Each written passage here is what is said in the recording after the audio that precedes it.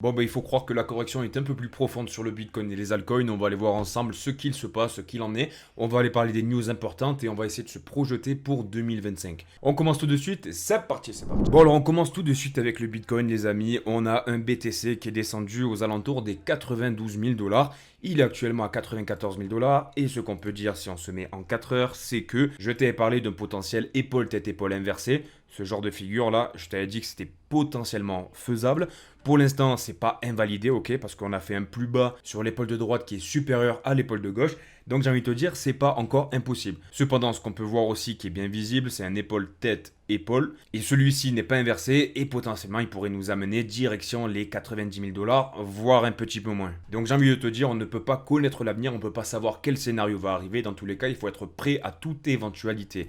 Mais si on regarde du coup la carte thermique des liquidations, ce qu'on peut constater, c'est qu'on a une grosse zone à quelques milliers de dollars, aux alentours des 90 000 dollars jusqu'aux 86 000 dollars, qui pourraient être retravaillés.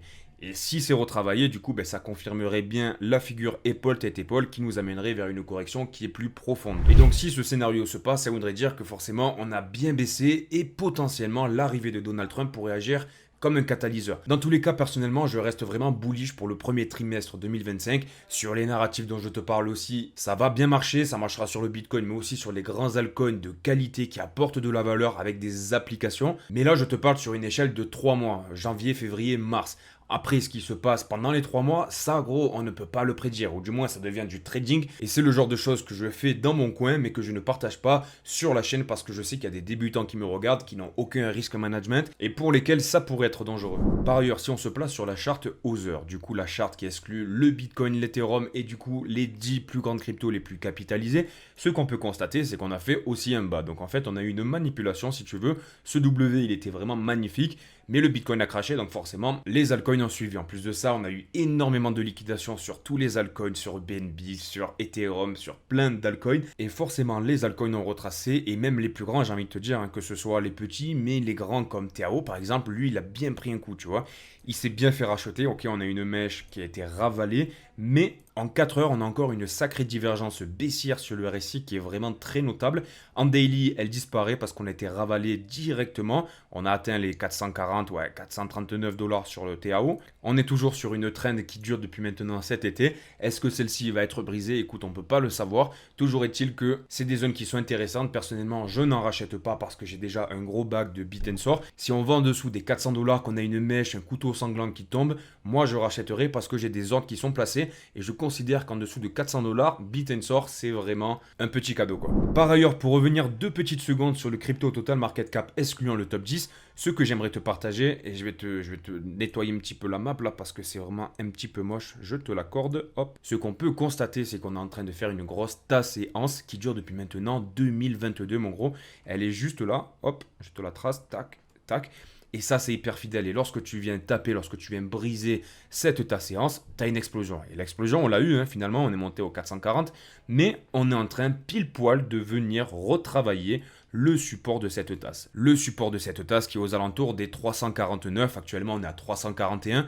Donc, ce qu'il va falloir conserver en weekly, c'est une clôture de chandelle au-dessus de ce support. Ça voudrait dire quoi? Ça voudrait dire qu'en fait, on a fait une espèce de faux départ, un fake out, où on a fait une explosion de cette tasse séance, on est venu retester pour ensuite repartir. Et ça, dans l'histoire des marchés financiers, c'est toujours comme ça que ça se passe. Tu peux aller le voir pour l'or, pour le Bitcoin, ça se passe toujours de la même manière. Donc personnellement, moi je ne pense pas que le bull run est terminé. Je pense qu'on est là sur de la manipulation, on est là sur des cascades de liquidités. Il ne faut pas oublier qu'on a BlackRock, on a les institutions, on a Donald Trump qui veut faire une réserve stratégique de Bitcoin, les mecs. Donc s'il vous plaît, pas de panique. D'autant plus que sur cette charte, on ne parle pas de n'importe quoi, ok? On ne parle pas de n'importe quel altcoin. On a un ATH qui est aux alentours des 491 milliards. Et actuellement, on est à 341 et on est monté au plus haut cette année à 456. On était à 10% de toucher l'ATH. Personnellement, je ne pense pas que ce soit possible de repartir en bear market n'ayant pas touché le précédent ATH à l'échelle de 10%. Pour l'Ethereum, c'est pareil, on n'a pas dépassé l'ancien ATH. Pour moi, c'est complètement inenvisageable de repartir en bear market pour 2 ans, d'autant plus qu'on a tout qui est avec nous, on a toutes les planètes qui sont alignées. Alors oui, si la correction est plus profonde sur le Bitcoin, forcément, ça le sera aussi pour les altcoins. On aura un range d'accumulation qui sera plus long, mais à un moment donné, ça repartira au nord. En tout cas, c'est ma grande conviction personnelle. Et pour revenir sur ce que je te disais tout à l'heure, sur la temporalité, je te parlais du premier trimestre de 2025 qui serait explosif selon moi, c'est mes convictions encore une fois. Comme tu peux le constater dans l'histoire du Bitcoin, en 2024, on a fait plus 70%, en 2023, plus 71%, et c'est encore pire lorsqu'on est en période de bull run. Comme tu peux le voir, en 2021, on avait fait un x2 carrément sur 3 mois. Un x2 qui a été réalisé sur le Bitcoin. Donc écoute, de mon côté, je suis encore confiant, ça fait mal aux fesses, on perd des plumes à nos ailes. D'autant plus pour ceux qui viennent de rentrer dans le marché, les débutants qui viennent d'acheter leurs premiers altcoins, ils se font casser la gueule. Écoutez, les mecs, la crypto-monnaie, faut se dire que c'est les marchés les plus durs qui existent dans le monde de l'investissement. Et d'autant plus, si tu es prêt à faire un x2, il faut que tu sois aussi prêt à faire un divisé par 2. Donc pour les gens voilà, qui rentrent sur des altcoins à 20 millions de market cap et qui se plaignent d'avoir pris un moins 20% dans la journée, vous m'inquiétez vraiment et honnêtement, j'aimerais pas trop vous voir en bear market. Comment est-ce que vous allez réagir? Notamment avec ce qu'on a connu cet été, qui était même pas un bear market, hein, mais les Black Swan qu'on a eu, etc. Il fallait avoir le cœur accroché. Et ces gens-là, qu'est-ce qu'ils feraient s'ils étaient dans notre situation qu'on a connue cet été? Ils diraient, ouais, ben c'est bon, j'abandonne la crypto, je prends mes pertes. Et ils véhiculeraient l'image comme quoi la crypto, c'est une arnaque, c'est fait pour blanchir l'argent, c'est du vol, c'est de la merde. Donc s'il vous plaît, les mecs, je vous le conjure, faites attention à votre money management, surtout lorsque vous rentrez dans des projets qui sont peu capitalisés, qui n'apporte pas grand chose. Bon, ici on fait un petit point sur les annonces économiques. Ce qu'on peut constater, c'est que le chômage se porte plutôt bien. Ok, on a eu de nouvelles offres d'emploi qui ont été vraiment satisfaisantes. On a eu des inscriptions hebdomadaires au chômage qui ont été en dessous de nos attentes, donc c'est plutôt bullish pour l'économie américaine. Et en fait, le marché est à contre-courant. Il est à contre-courant, mais j'ai envie de te dire, du coup, avec des résultats comme cela, ça amène à penser au monde des investisseurs que finalement le Nasdaq et le S&P 500 ne sont pas si surévalués que ça. Tu vois, typiquement, l'indice PMI non facturé de l'ISM, il a été évalué à 54,1, on l'attendait à 53. Grosso modo, ça, c'est des chiffres qu'on avait avant le Covid. Enfin, pour le coup, on a des résultats économiques sur la santé de l'industrie américaine qui sont vraiment positifs. Et ça, à court terme, ça crache. On ne peut pas prédire des micro-mouvements sur le Bitcoin dans la journée, etc. Mais sur une échelle de 1, 3, 6 mois, c'est extrêmement bullish. Donc, il faut garder ça en tête, les mecs, et essayer de se réconforter avec ce genre de news. Par ailleurs, un point qui est intéressant dont je voulais te parler, c'est le Fear and Greed Index. Ça faisait un moment qu'on était au-dessus des 70 sur le RSI et sur le Bitcoin. Aujourd'hui, on est passé en dessous des 50. Donc ça, c'est extrêmement bullish parce que c'est en train de faire un reset sur le sentiment de marché. Comme tu peux le voir avec cet indicateur en bas à droite de ton écran, moins les investisseurs auront confiance dans le Bitcoin et le marché de la crypto-monnaie et plus ce sera bullish pour le cours de la crypto. Donc là, pour le coup, on a un vrai lavement du marché et du sentiment. Ensuite, concernant l'inflation, on perd encore des points et ça, c'est extrêmement bullish. Si on se place sur Trueflation, qui est l'inflation, si tu veux, qui est beaucoup plus réaliste de la société américaine, ce qu'on peut constater, c'est qu'on est en train de tracer un nouveau top qui est plus bas que le précédent. Et ça, c'est le genre de charte qu'on a envie de voir parce que si l'inflation baisse, ben forcément, ce sera bon signe et potentiellement, on pourrait avoir une apparition divine de nouvelles baisses des taux d'intérêt. Voilà, actuellement, le marché parle de juillet ou je sais pas quoi. Et ça, d'autant plus qu'on a Donald Trump qui a déclaré que l'inflation et les taux d'intérêt américains sont trop élevés. Et lui, dans sa politique, elle est simple. Il veut réindustrialiser le pays. Il sait qu'il va y avoir une guerre commerciale qui va arriver lorsqu'il sera président. C'est d'ailleurs même lui qui va la créer. Tu as bien vu ce qu'il est en train de faire. Il est en train de vouloir acquérir le Groenland. Pourquoi? Parce qu'il y a des terres rares. Pourquoi? Parce qu'il y a des ressources naturelles. Et en plus de quoi, ça permettrait aux États-Unis d'optimiser leur transport maritime et forcément d'augmenter chaque profit de leur industrie. Donc forcément, ça va tout à fait avec son programme politique. Il a besoin d'avoir une baisse des taux d'intérêt.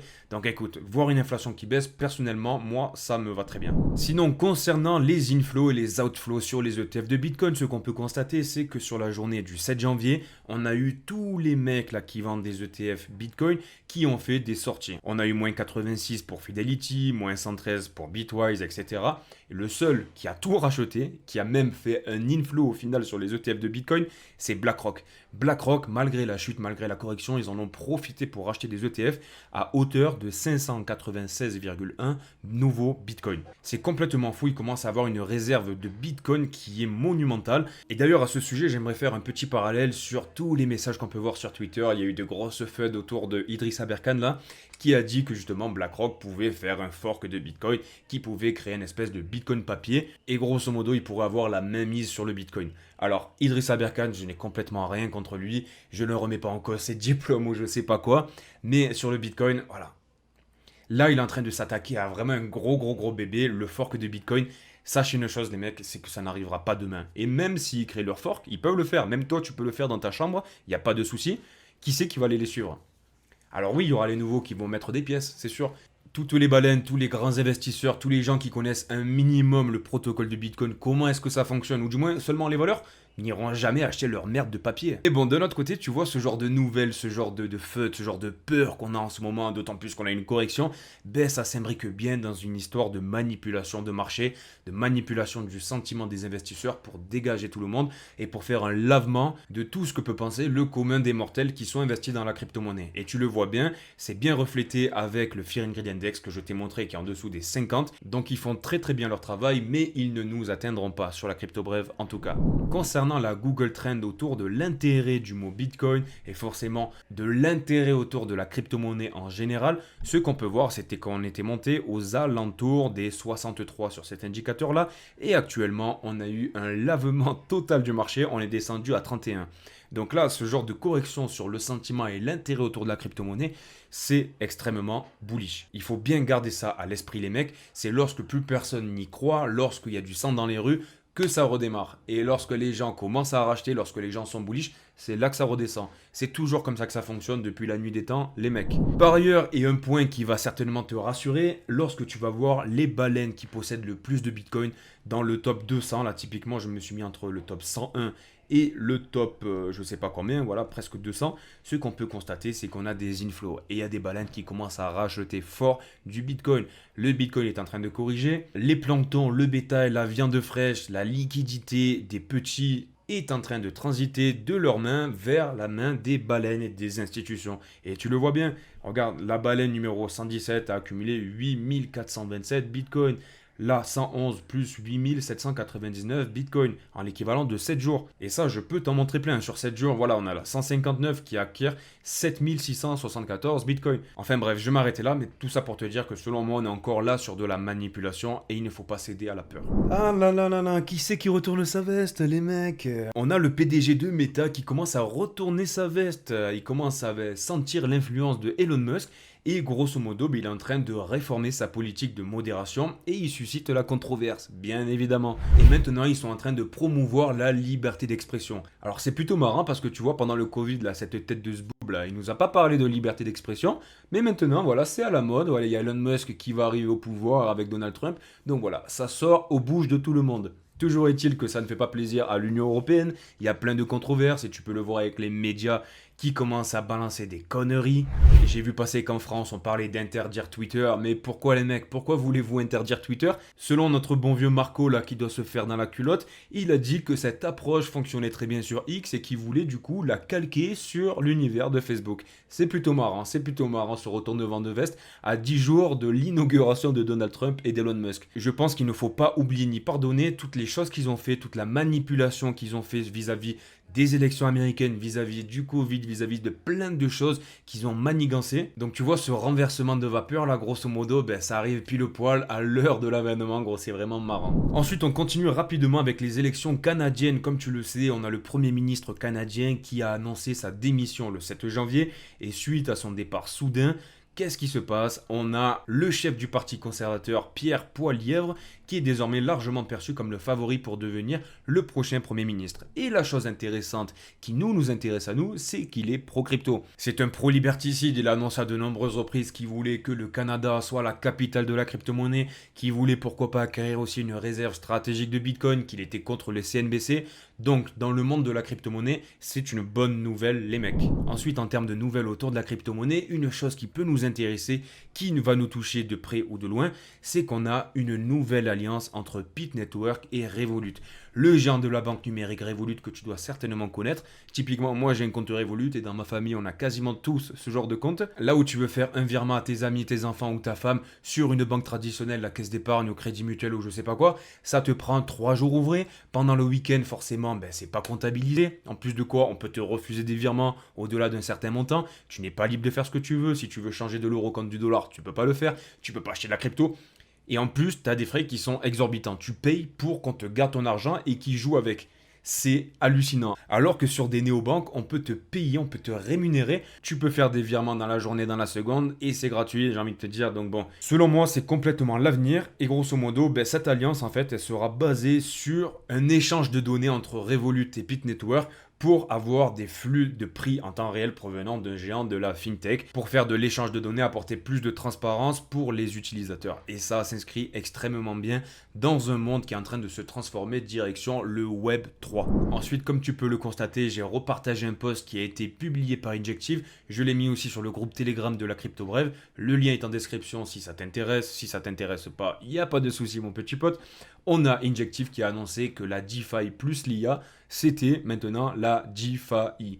Injective is the key. Qu'est-ce qui nous réserve? Est-ce qu'il nous réserve potentiellement des collaborations? Il y a des choses qui sont en train de se préparer, on a des rumeurs autour de potentielles alliances. Mais moi, ce qui me plaît énormément, c'est que cette combinaison entre la DeFi et l'intelligence artificielle, ça fait appel à pas mal de projets dans lesquels nous sommes investis, ou du moins nous avons un œil dessus. Et tu vois de quoi je parle, on a pas mal de projets qui sont intéressants. On a notamment Sturdy, qui est un subnet de Bitensor. Je vais encore faire un warning pour les gens qui me regardent, qui sont plutôt novices. Je ne vous dis pas d'acheter Sturdy au moment où je vous parle. Je vous dis juste d'un point de vue fondamental, c'est extrêmement bullish parce qu'on est à la fois sur la DeFi et sur l'AI. Je parle pas de prix là. Bon voilà, c'est déjà terminé. N'hésite pas à me laisser un petit like et un commentaire pour me donner la force, à t'abonner si tu ne l'es pas déjà. Et j'ai envie de te dire, voilà, maintenant je vais vraiment me focaliser sur les commentaires qui sont respectueux ou même responsables, j'ai envie de te dire, parce que ces derniers jours, ça a été un peu n'importe quoi avec la baisse. Il y a les nouveaux qui commencent à remettre la faute sur les gens. Il y en a notamment un qui m'a jugé pour Massa, alors que justement, j'ai dit de faire attention, de rentrer à des points qui sont stratégiques, de ne pas rentrer sur un pic. J'en ai parlé avant-hier, j'en ai parlé hier, et à chaque fois, sur chaque vidéo, il me dit que c'est de ma faute, que je suis nul, patin couffin.